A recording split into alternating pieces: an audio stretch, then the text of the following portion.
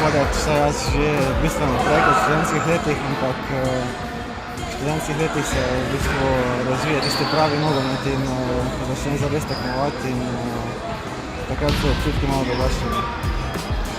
Kot je rekel Aleks, v bistvu že dosti prej smo se začeli, že v osnovni šoli smo imeli tekmovanja, ampak v študentskem tekmovanju je pa to postalo vse bolj resno.